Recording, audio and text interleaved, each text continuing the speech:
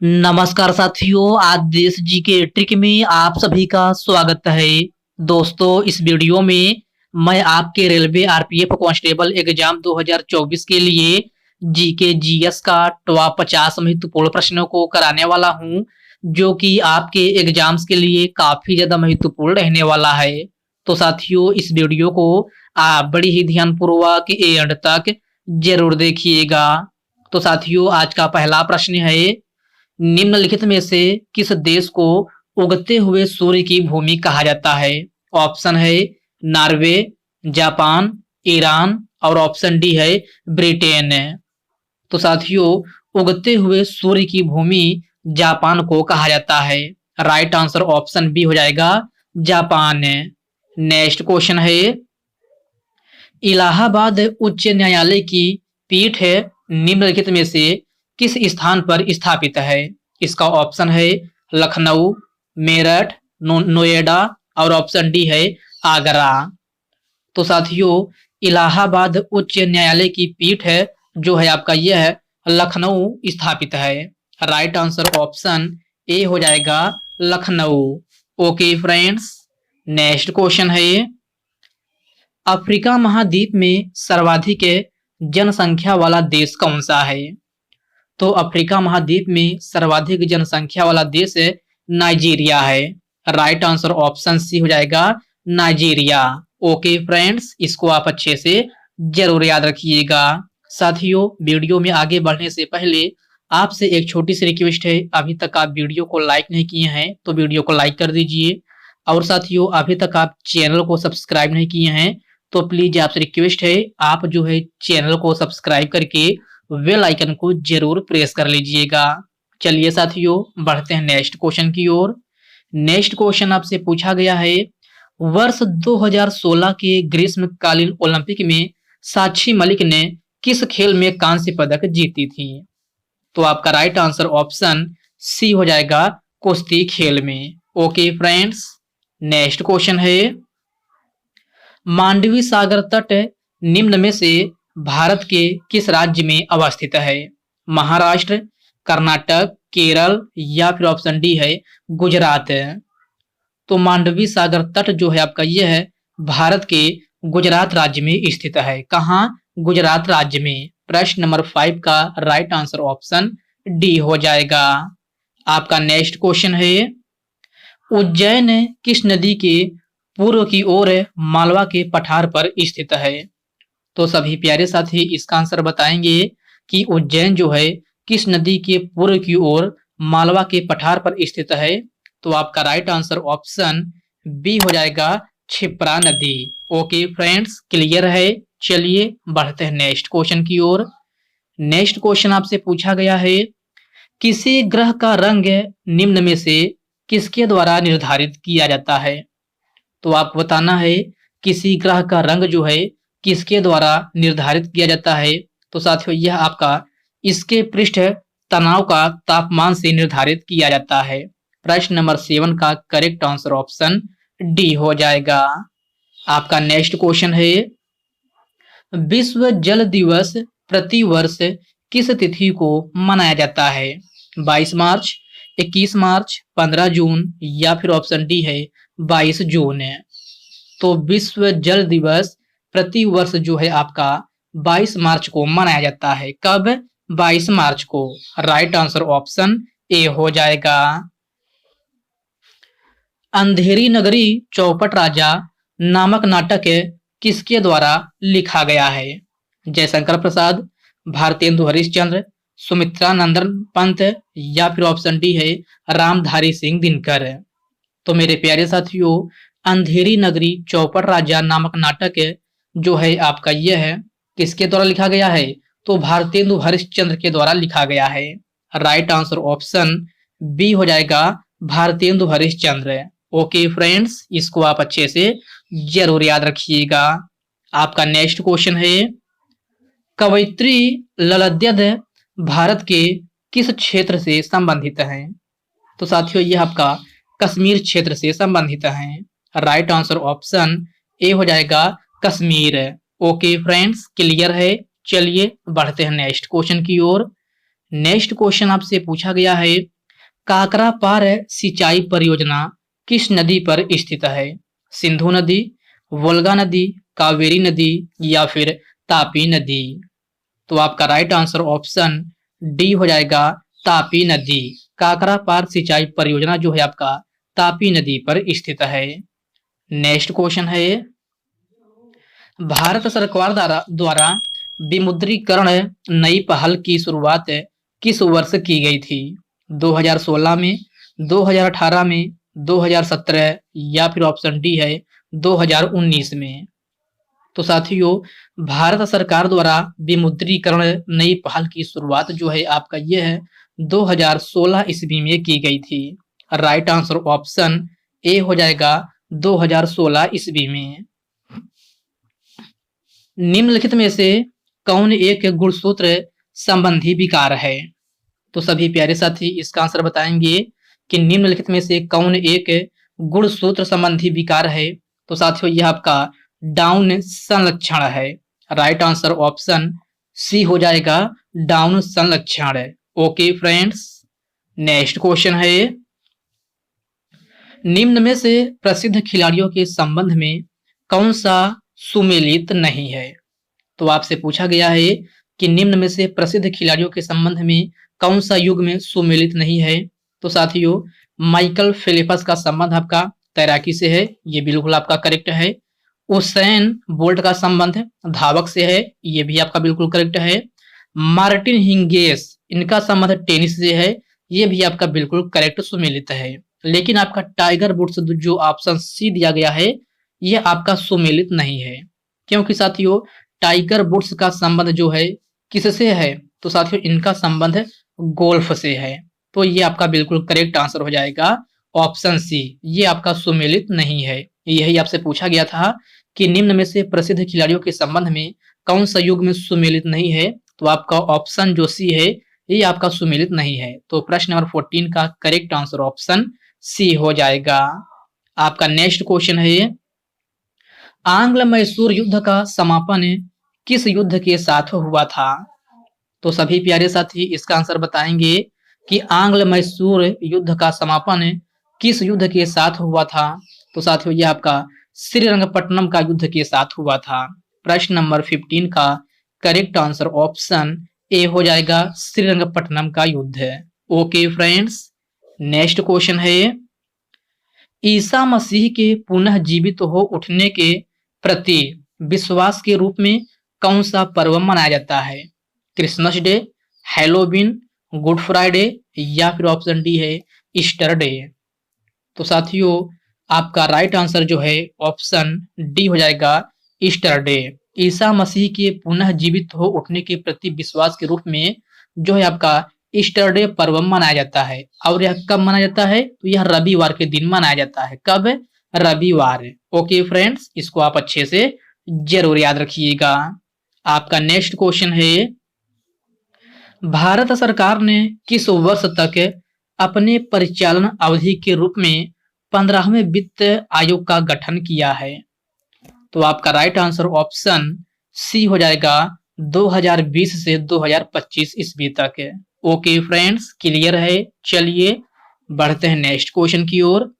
Next question आपसे पूछा गया है, वर्ष 1658 में औरंगजेब और महाराजा जसवंत सिंह के बीच हुई धर्मतपुर की लड़ाई किस नदी के तट पर हुई थी? शरावती नदी, नर्मदा नदी, सतलज नदी या फिर ऑप्शन डी है चंबल नदी? तो आपका राइट आंसर ऑप्शन बी हो जाएगा, नर्मदा नदी। ओके फ्रेंड्स, इसको आप अच्छे से जरूर याद रखिएगा। आपका नेक्स्ट क्वेश्चन है, किस कश्मीरी कवि द्वारा लिखे गए विक्रमादेव चरित्र में चालुक्य राजा विक्रमदेव का वर्णन किया गया है? तो प्रश्न नंबर 19 का करेक्ट आंसर ऑप्शन ए हो जाएगा, बिल्हन। अगला प्रश्न है, भारत में निम्नलिखित में से कौन सा एक बजट का प्रकार नहीं है? तो इस क्वेश्चन में आपसे पूछा जा रहा है, भारत में निम्नलिखित में से कौन सा एक बजट का प्रकार नहीं है? तो साथियों यह आपका आरक्षित है। राइट आंसर ऑप्शन डी हो जाएगा आरक्षित। आरक्षित जो है आपका यह है बजट का प्रकार नहीं है। तो प्रश्न नंबर 20 का राइट आंसर ऑप्शन डी हो जाएगा। पंग लहाबसोल पर्व मुख्य रूप से भारत में कहाँ मनाया जाता है? केरल, गुजरात, सिक्किम या फिर मिजोरम। तो प्यारे साथियों, पंग लहाबसोल पर्व मुख्य रूप से भारत के किस राज्य में मनाया जाता है? तो यह आपका सिक्किम राज्य में मनाया जाता है। कहाँ? सिक्किम राज्य में। प्रश्न नंबर 21 का करेक्ट आंसर ऑप्शन सी हो जाएगा।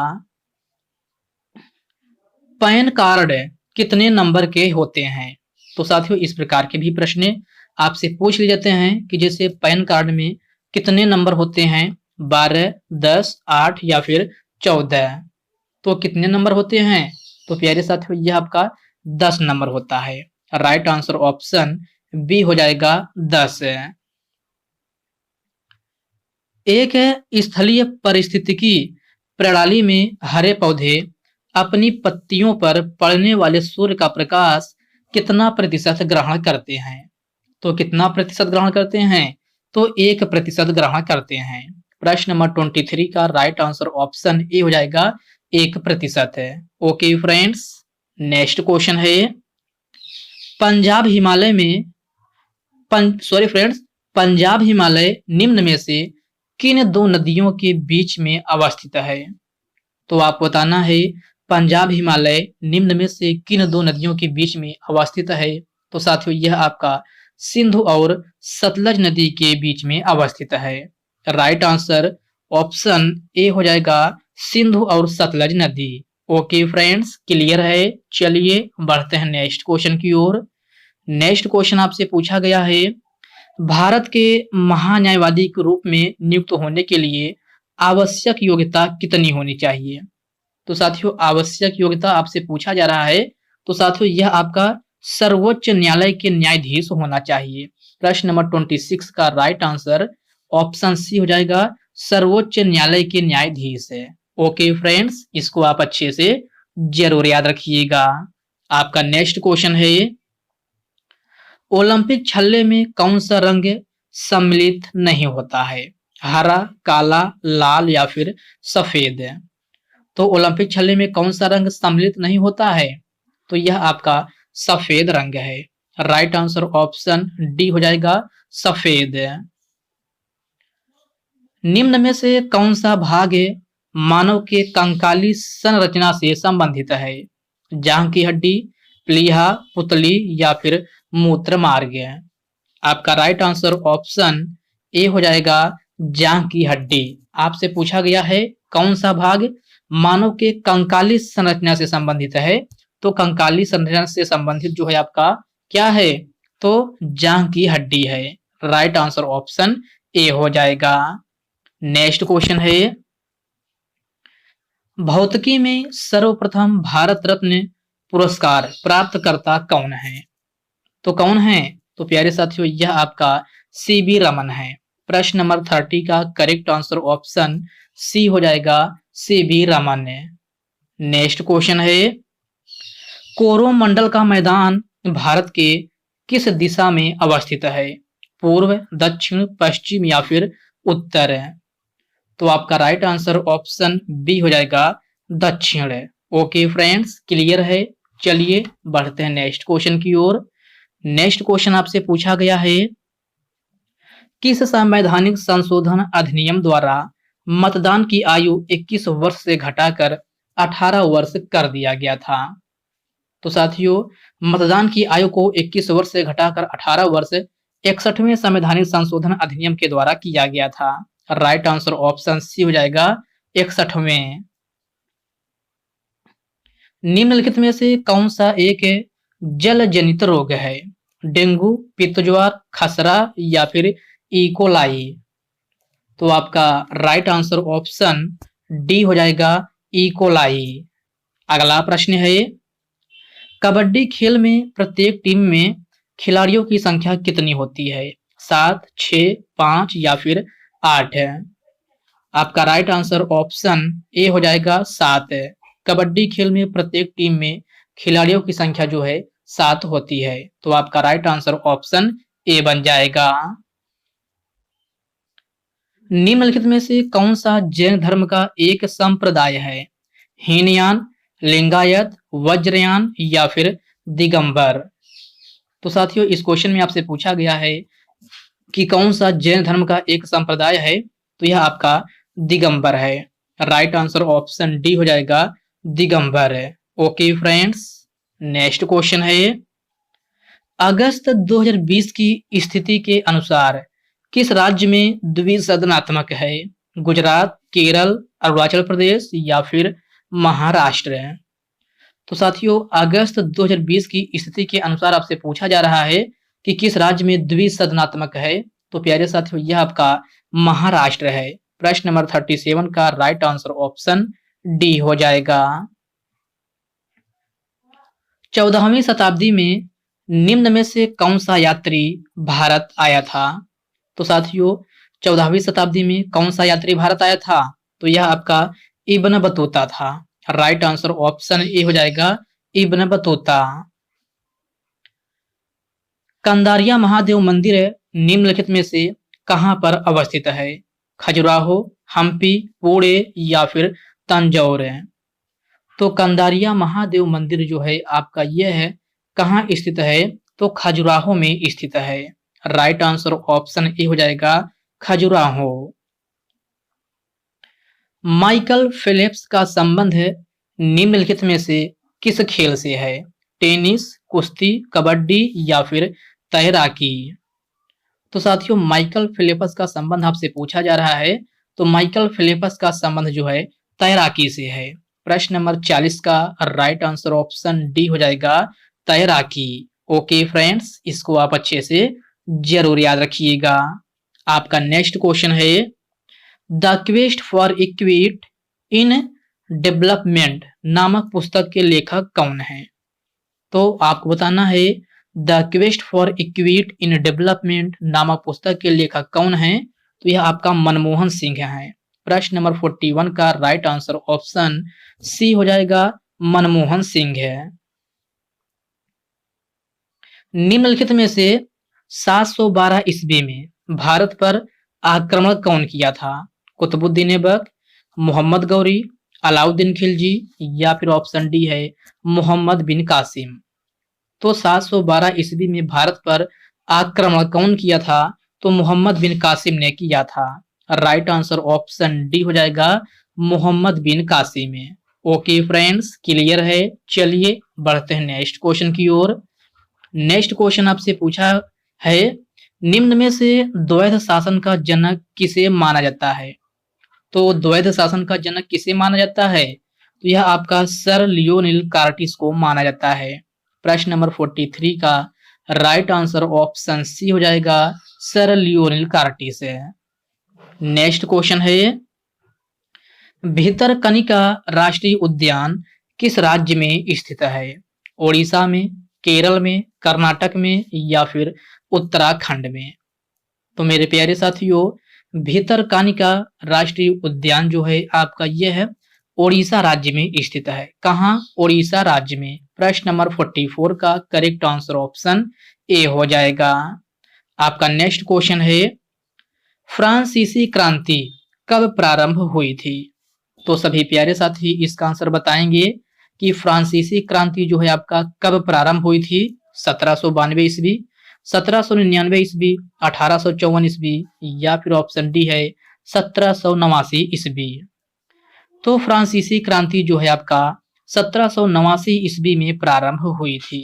राइट आंसर ऑप्शन डी हो जाएगा 1789 ईस्वी।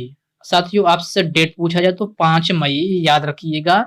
कब? 5 मई 1789 ईस्वी में फ्रांसीसी क्रांति जो है आपका प्रारंभ हुई थी। आपका नेक्स्ट क्वेश्चन है राज्यसभा और लोकसभा की संयुक्त बैठक कौन बुलाता है?